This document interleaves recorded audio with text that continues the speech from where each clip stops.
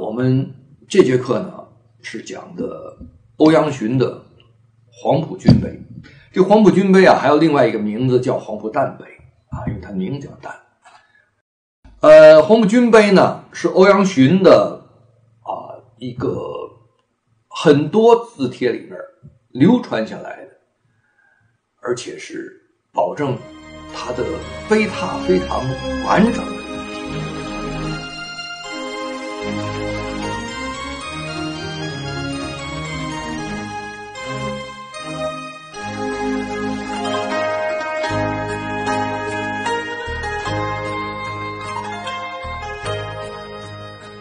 那麼這個帖呢，和它另外幾個楷書帖我們知道的華度寺碑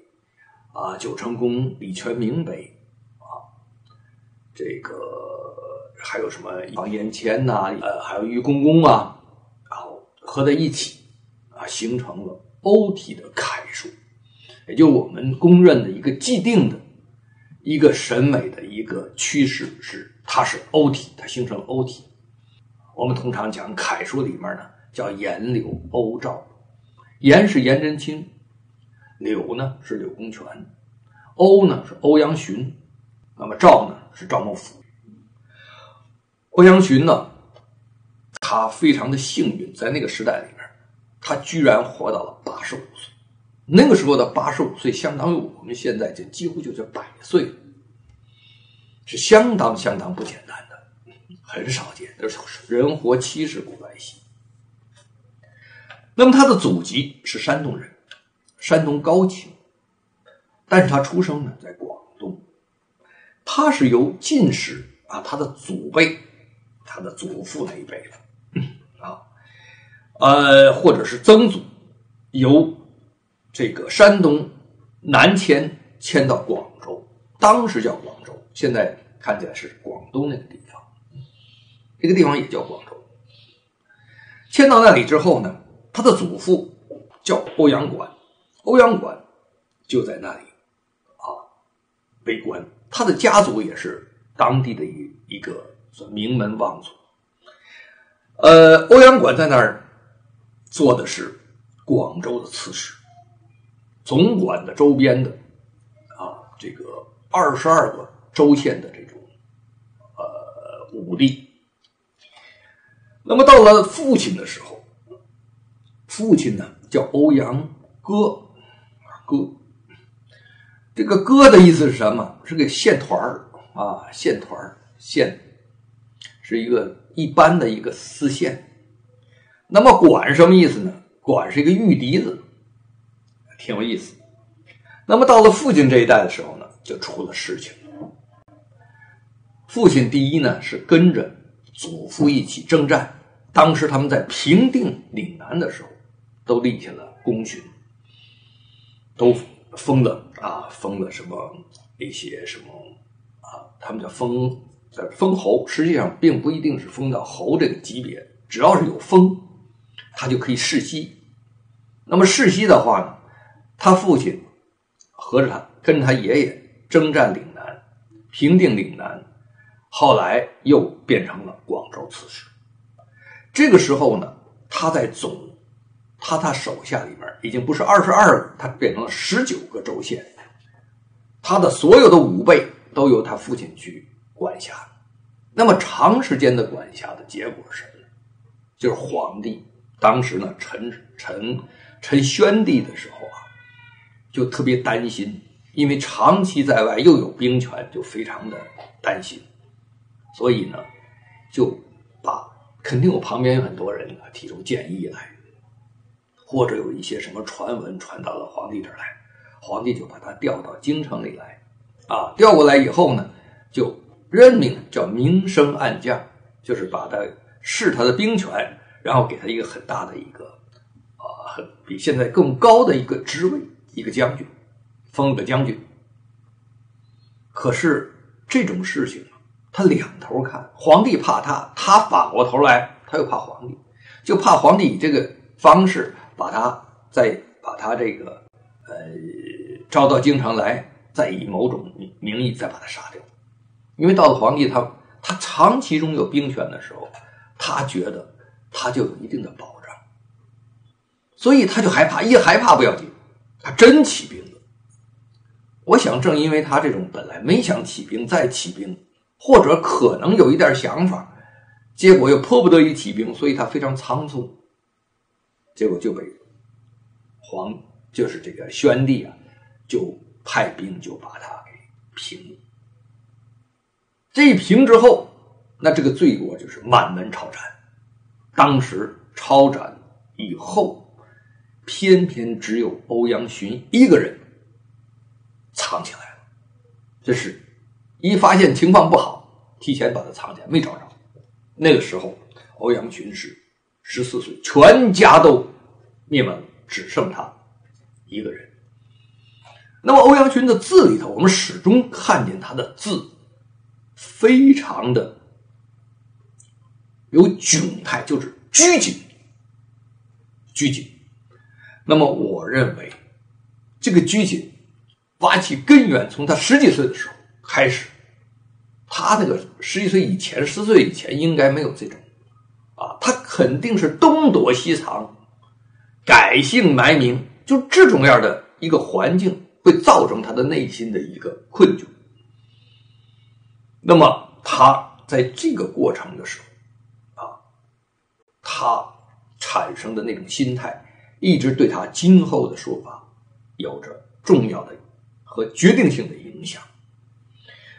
那麼他跑哪兒去了呢？他父親一個好朋友叫江總，這不是我們現在這個老總的總，但是那個字是老總的總，叫江總。這個江總這個人呢，是他父親的朋友，就把他收留了。而且江總本身就是當時的一個大書法家，他大到什麼程度呢？就是當時那個時期，陳那個時期有記載，以智勇，大家知道永禪是智勇，是王羲之的7代孙。智勇由智勇排下來22個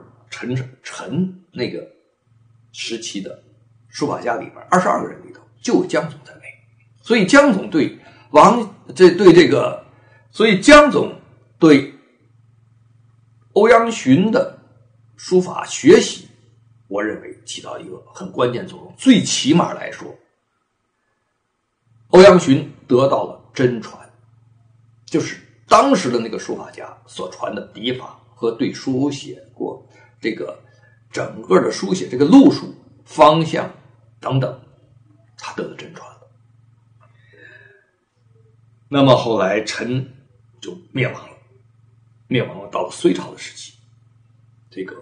歐陽詢就跟着江總一起進了隋朝，也做了官，做到叫太常博士。什麼叫太常博士？就是管一些禮儀的事情，這不是很重要。歐陽詢一生沒有做過特別大的官，都一直做那個非常非常的比較閒散的管點禮儀呀，糾正點錯誤最多的時候到了唐朝的時候他做到了這個叫給事，他做到給事中。這給事中是幹什麼呢？就是看哪個部門裡面有什麼東西做的不太合乎規範不太合乎規範的時候，就去糾正一下，屬於這種。當然也去編修一些像陳書這種樣的史料的這種書籍，因為他原來是從陳來的嘛，也是去改一些錯，有點像我們現在的紀檢，或者一些類似的這種機構。那他在隋的時候官不大，但是隋又被唐滅掉。被唐滅掉的時候，他因為過去跟李淵比較熟識，所以他就進到李淵這個體系。李淵呢就把他就傳給了李建成太子這一路。那麼太子這一路再發展的話呢，被李世民這個兵變就等於把太子這些人就都接收過來了。可是呢，也不會很重用。那麼歐陽詢為什麼還在太子這裡能夠轉到李世民的時候還能被李世民使用呢？很重要一點就是他的書法非常好，就是他因為他書法才有後續的他活到85岁。可是那個時候他多大了？那個時候他已經65了。也就是說，他要不活到85，也可能故事就沒有了。但是他活到了85的話，這20年間，他寫了無數的碑，很多呢不是他親自寫的文章，是他去別人寫的文章，而且很著名的人寫文章，還有很著名的人的碑啊，過世以後寫的碑都是他書寫的。當然，像九成宮啊，這是等於皇帝的命令啊去寫的一些碑，還有一些碑，包括我們今天看到的黄埔军碑，就是黄埔军的碑。那麼他的官職呢，到了唐朝啊，他曾經做过太子帅更令，所以呢，我们经常会提叫歐陽帥更。他字信本，但是大家不太提這個信本了，只是提歐陽帥更，因為以他的官職為算。他最後死的時候呢，他已經85歲了，85歲年齡也不低，但是他只是以3品的一個，哎呀，當時不算低了，可是居然歷史上沒有任何的記載，也沒有他死後的諡號，就是死後一般要給一個諡號，就是來證明他活的時候一些來做一個總結，沒有啊。你像歐陽修啊，歐陽文忠公，他死的時候給他文忠公，像這種他都什麼都沒有，而且也沒有什麼記載，所以這個人很有意思啊，就說明他以書法作為他社會的最大的貢獻。那麼先講2個小故事，一個呢就是他和長孫無忌啊，長孫無忌大家知道啊，长孙无忌的這個姐妹啊，忘記是姐姐還是妹妹了，是這個皇妃啊，等於她是皇舅。當時呢，太宗皇帝呢就搞了一個宴會都是近臣啊，就周邊大家很熟悉的臣子們，大家隨便就開玩笑。開玩笑的時候呢，長孫無忌就寫了首詩啊，叫做什麼呢？聳脖成山字，就是這個把這個胳膊抬起來啊，像一個山一樣，像個山啊，埋肩不出頭，要把肩一埋，頭就看不見了啊。說誰家鄰閣上，就誰們家那個過去啊，就是說家裡頭都把那個畫像呢，都把這個家裡頭的著名的人物畫在上面啊。當然這個像唐朝也有那個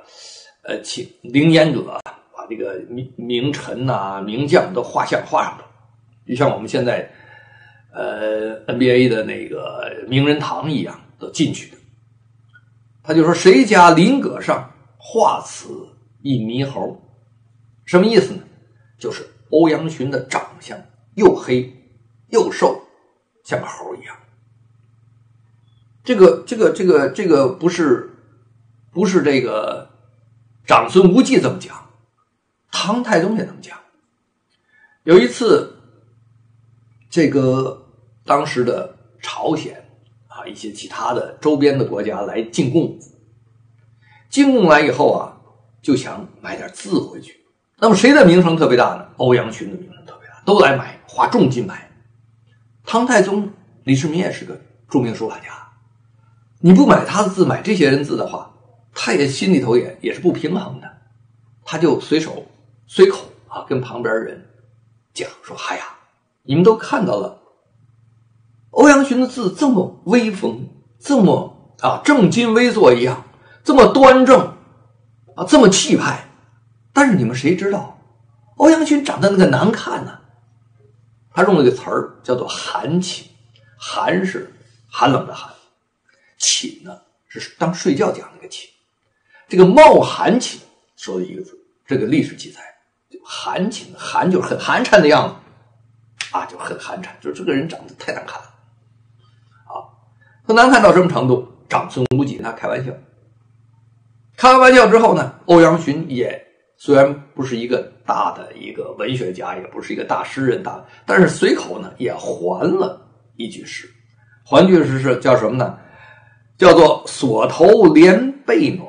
就是我把這個頭缩下去之後啊，因為跟背啊连在一起，暖和，叫慢當未度寒，就是我把这个褲子棉起來啊，棉到这个肚子上來啊，就看着好像是很寒酸的樣子，但是我可以防止我肚子着涼啊。然後只因心混混，這個混字挺有意思啊，三點水這麼一個大口，裡面裝一個詩，當豬講那個詩，心混混就是只因為我啊心裡頭惶惶然吶，昏昏然吶，就是所以面團團，所以這個臉上表現出來的話就不這麼受看啊，想的倒是挺有意思。那麼當時太宗聽了不太高興了，說你敢跟國舅啊對着來啊，你就是當時大家都在嘲諷，這都沒事啊，喝個酒啊，大家講兩句。可是當時文德皇後過世的時候啊，皇后去世了，所有的官員們全部都穿上一身的素啊，叫什麼披麻戴孝啊等等之類的。那麼在這種整個這種環境的烘托下，你再看這個獼猴，這個歐陽詢穿的一個麻袋的東西，人的肯定不是很高大，在那畏畏縮縮的樣子，黑黑的，真像一個猴啊。可能那個時候民間也會有一些啊像耍猴一樣這種東西，穿上這東西啊再來回走動。所以這個時候啊，這個有人就說就指着這個歐陽詢呢，大家在背後裡就說，這時候有一個叫中書舍人，叫許敬宗的一個人。那麼這個人呢，你想能做到中書舍人，給皇帝起草詔書的人，這都不是等閒的人，文采出眾的人。當然他也有一種文人的氣質，就是他就會有一些放縱之處，所以呢忍不住就給笑出聲來了。這一笑不要緊，麻煩了，因為這是皇後的葬禮上頭啊，結果被當時的御史彈劾啊，最後從中書舍人的位置給貶到了洪州當司馬去了。這是因為歐陽詢，所以造成的這個我們經常現在叫躺槍，結果呢中書舍人躺槍啊，當然沒有歐陽詢的事情。從書法這個角度來講，它是書段上記載說它八體皆通。八體什麼八體呢？大小篆啊，隸書、真書、行書、草書、飛白書，還有一個叫章草，說它各個都行。但是真正行啊，真正好，真正進入到妙品啊，就是非常高層次的啊，最高神品啊，神品叫妙品啊，不能品啊。那麼能進到妙品裡面是什麼呢？是它楷、行、草啊，還有它的飛白書啊，還有章草，章草，這幾個是比較好的啊。別的呢就稍微一般點了，但是說是一般呢，我們現在也很少見到這些東西，所以我們也不好肯定，或者說把它的字在那個時期裡面作為一個衡量和對比。歐陽詢呢，他的書法，整個他的學習的過程，我們剛才講了，他受江總的影響，我們也見不到江總的字，所以我們也沒法去說他受江總多少影響。但是歐陽詢的書法非常的嚴謹，而且過於我們講這個讓人感覺到過於緊。這個緊呢是一種緊張的緊。我們也提到所有這個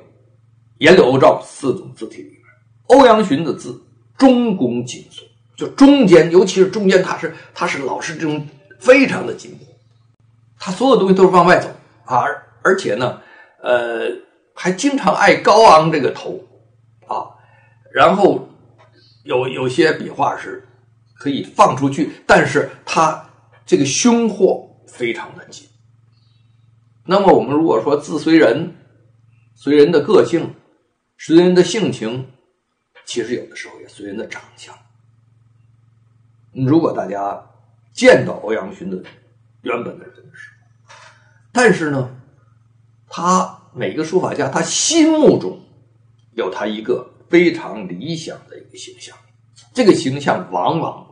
還跟自己的長相又有區別。所謂區別就是他的協調，他的平衡啊，和長相還不完全一樣。所以在這種一樣和不一樣之間，我們慢慢領會歐陽詢的書法。那麼他因為成長在江南，所以他受王獻之的影響比較大。不是他受王獻之的影響大，是因為自從晉到了唐這段時間內，太宗去大力的提倡和推大王抑小王啊，小王就是王獻之，才使得我們今天認為的所謂的王羲之要遠遠超過王獻之。當然各有優劣之處，但是從王獻之一到唐太宗以前這段時間，我們知道歐陽詢跟這個李世民的時候已經都65歲了，那他基本形成的階段，他受誰的影響？受王獻之的影響很大。那麼就從晉到太宗之前這段時間，實際上當時的流行書風是王獻之書風，不是王羲之的書風。我們再仔細去觀察一下，去感受一下，我們會發現中游的宣示表，王羲之的《黃庭經》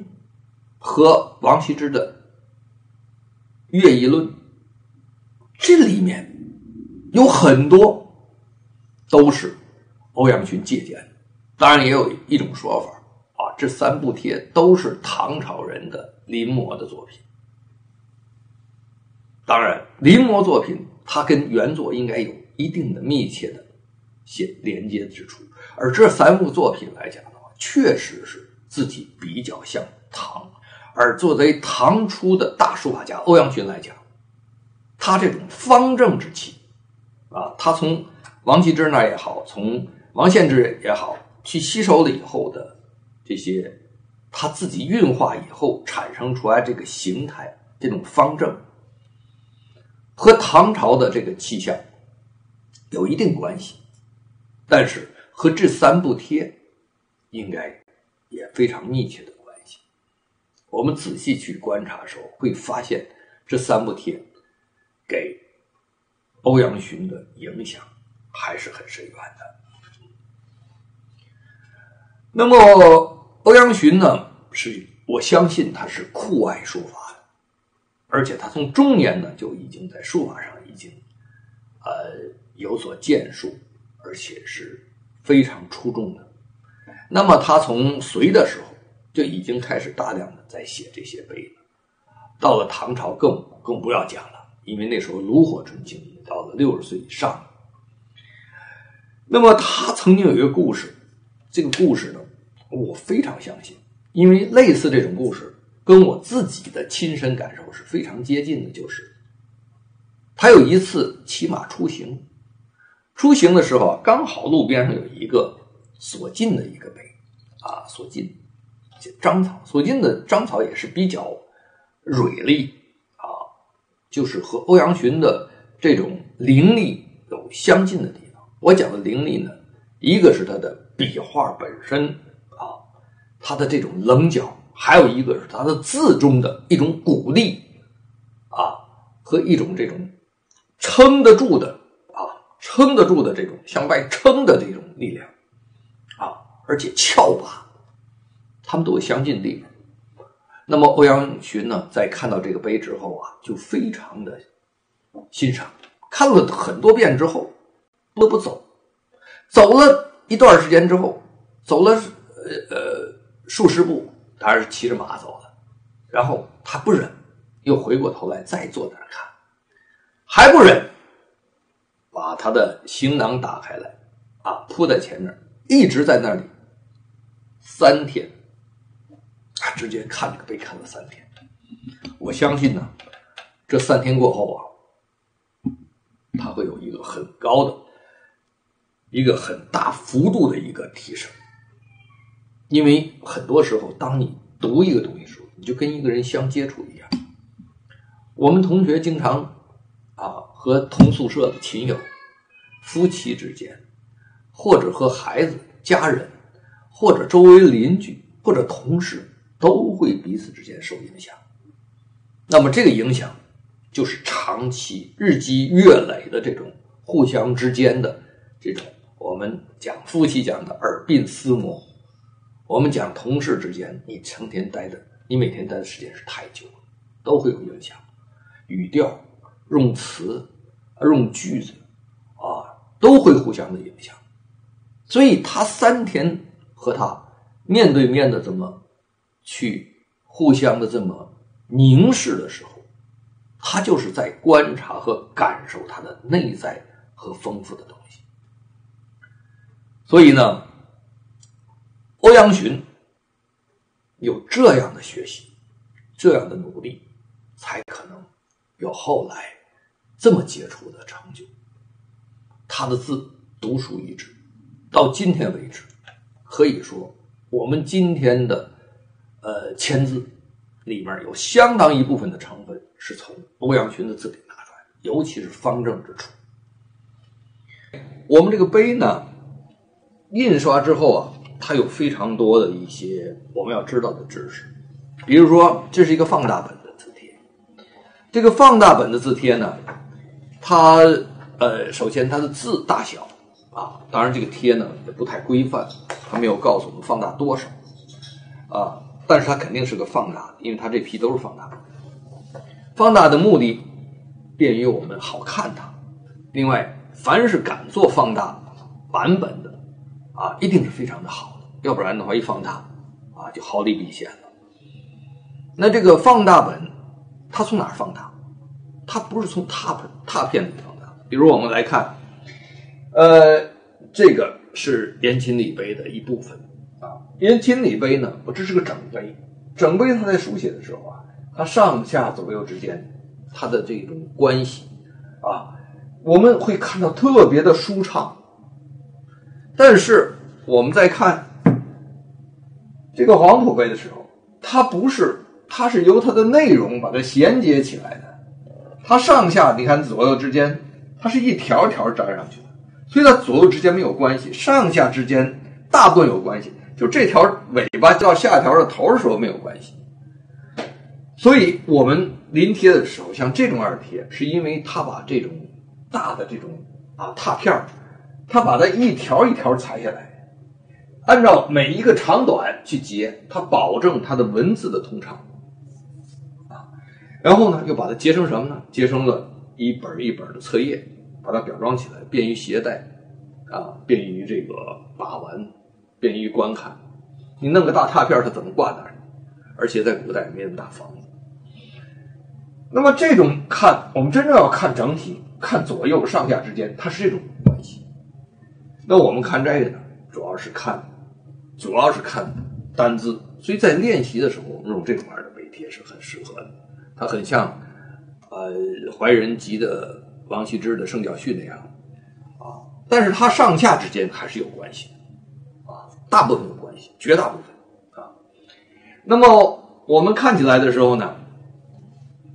第二條就是我們當代就是容易出現的一種錯誤的感受，就是說我們把小字放大，這已經算是一個放大本的了，大家看才這麼大，而我們每一次去寫它的時候至少要比它大，而我們用的筆畫的細緻程度要和它一樣，所以這是毛筆所不能承受的。也就是說，毛筆它如果寫到一個拳頭大的時候，它的邊緣絕對不可能是這麼銳利的。那麼如果它把這個字縮小到1/4或者是1/9的時候，它會變得這個筆畫更銳利、更尖銳，因為它毛筆是這樣的啊，它用起来就是這樣的。所以我們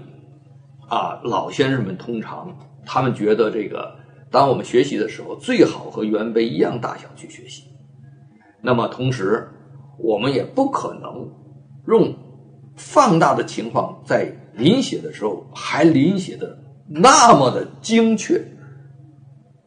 精確到它的插口都是一樣的，那是不可能寫出来的。歐陽詢呢，他有一個兒子，很出色的兒子，這個兒子叫歐陽通。歐陽詢和歐陽通父子書家，可以媲美王羲之、王献之父子。那麼歐陽通呢，是他的一個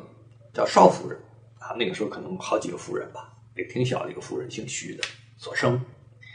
那麼可是他的这個孩子歐陽通苦練書法不說，他還做了武後所在的那個朝代裡面的宰相，就是這官做得很大。当然了，後来是因為跟武後在立太子的時候產生了一定的矛盾，然後被一些酷吏當時的一個官員構陷就給他找了個罪名安上了，最後被殺掉了。那麼歐陽通的字非常像歐陽詢，整體是非常接近的，但是它的形態呢更顯得翹拔，更有這個外面的張力。它的張力不是像這個是蘊含張力，它是直接伸出張力，更像方形和方形以外的。我們就講這個歐陽詢的字好像有點正方長方它是方什麼呢？它形成一種帶棱角方、菱形的方，就是被拉伸角拉出去的那种方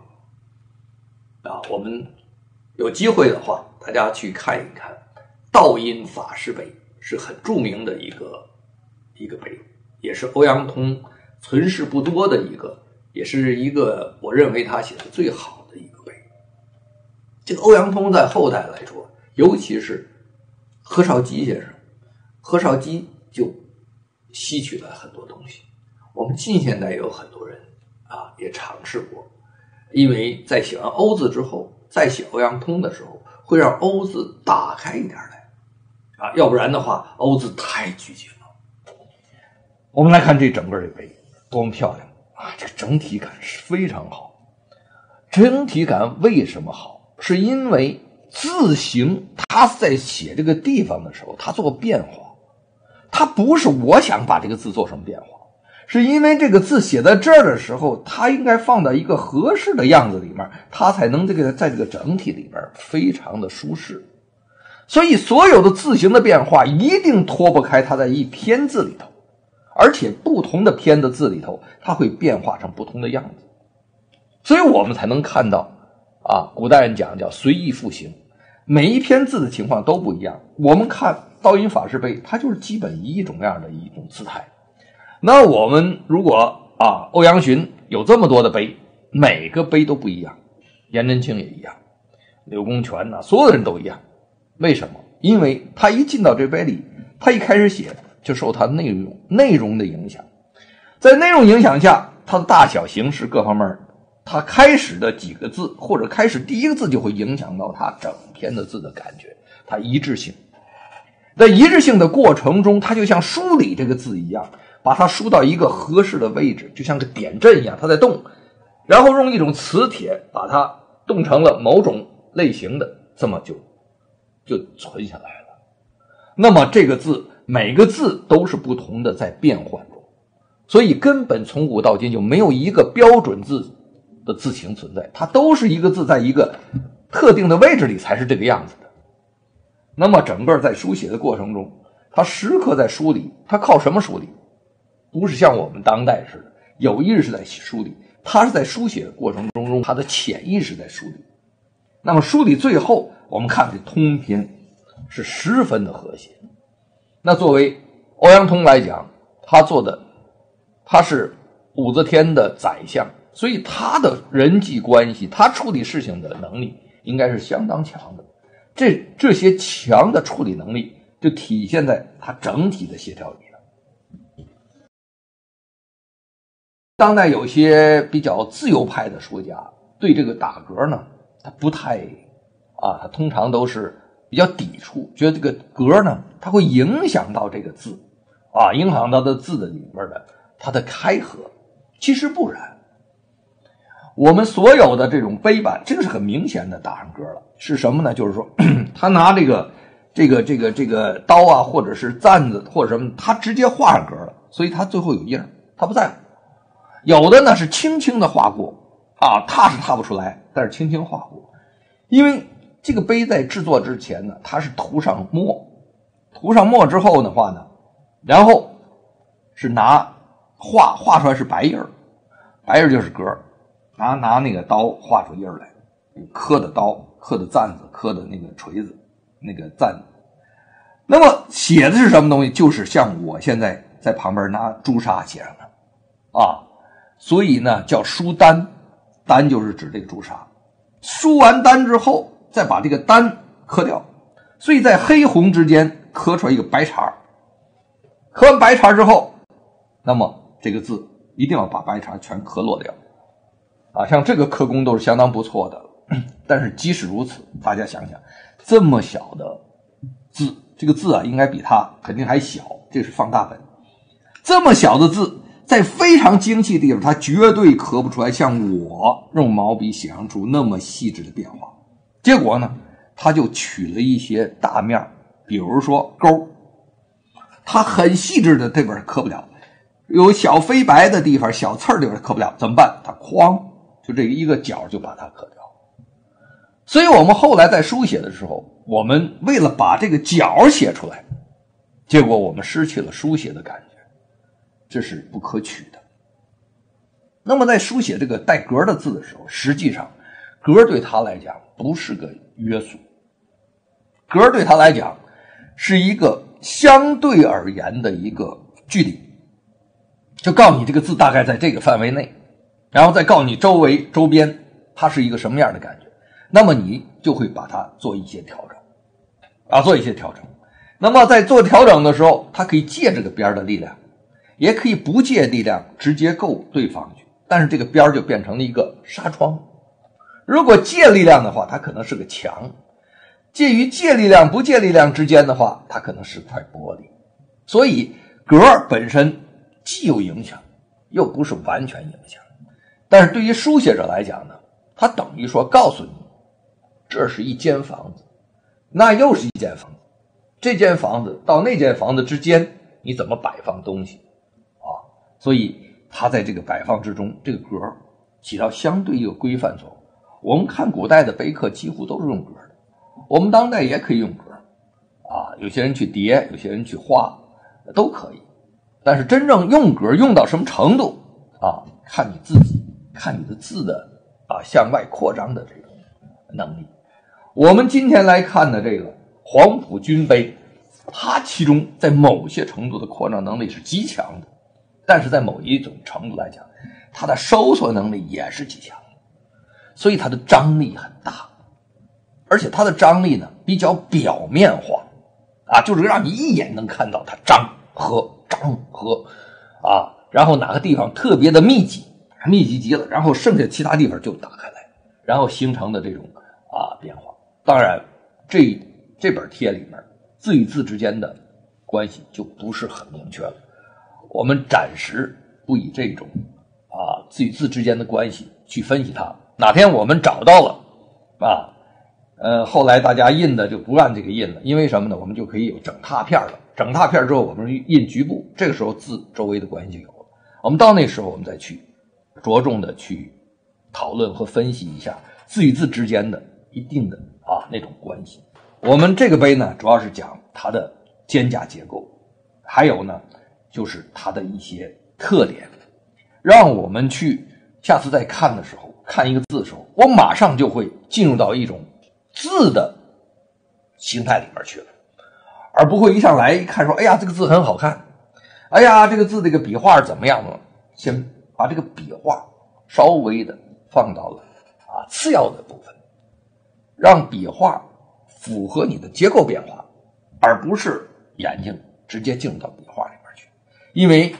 歐字的筆畫是相當斬釘截鐵的，就是特別的挺拔，而且它有一定的這個斷面就好像是肌肉面，而沒有那種脂肪的那個感覺所以就是好像是都是像這個金屬的感覺。那我們從開始講呢，我們就是隨着看到什麼東西就講什麼東西。像國字，像府，我們叫黃埔府，像這個府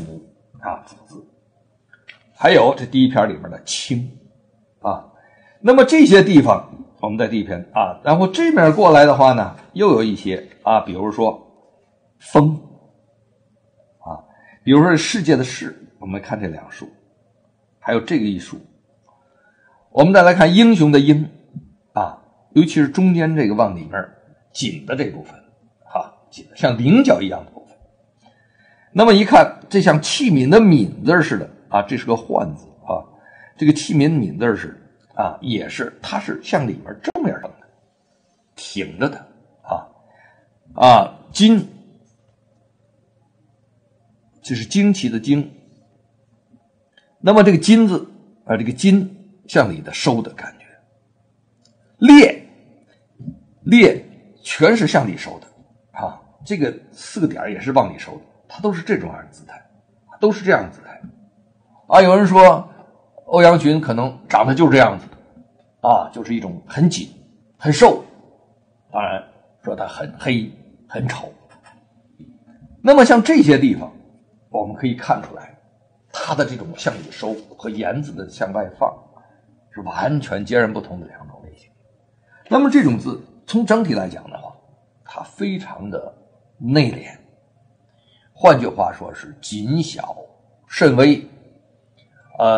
可以說是他這個我們講過了，他一生他面臨着這個家庭因為他父親和整個家族全部被滅掉滅掉之後他14歲，也就是說他剛剛懂事的時候，他就面臨着一種什麼東躲西藏也好，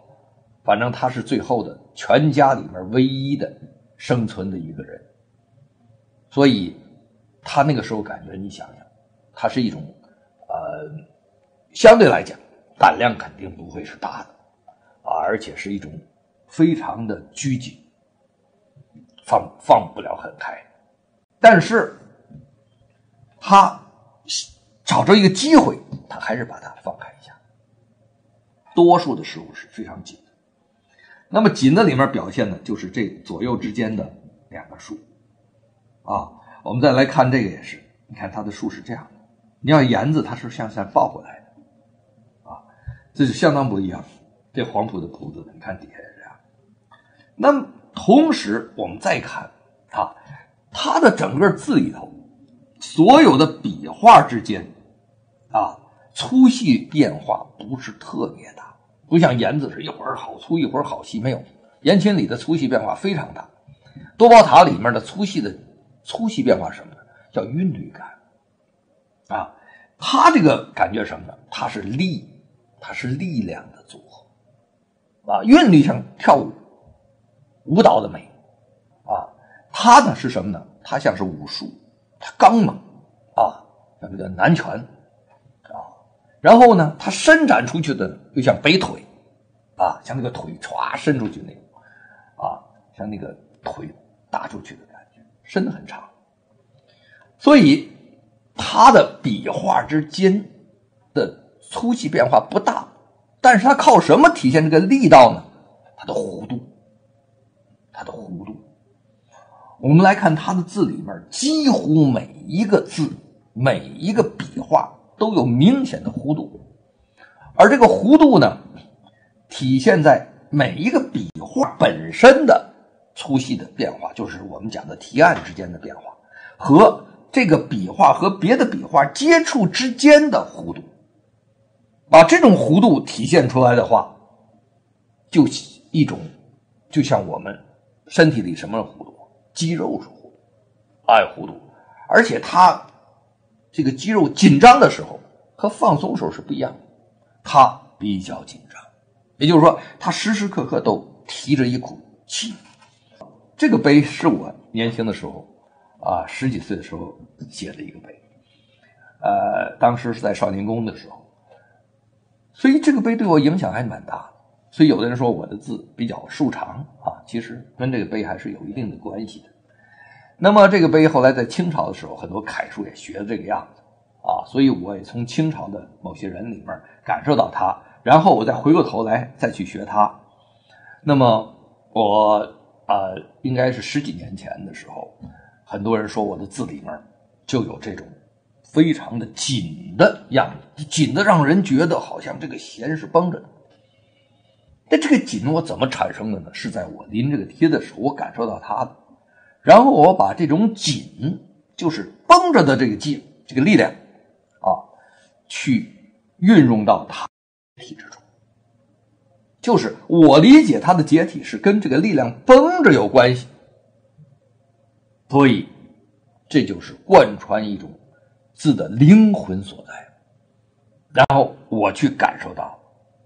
結果我就把這條線當作我學習的一個方法，用這種力量去帶着它去，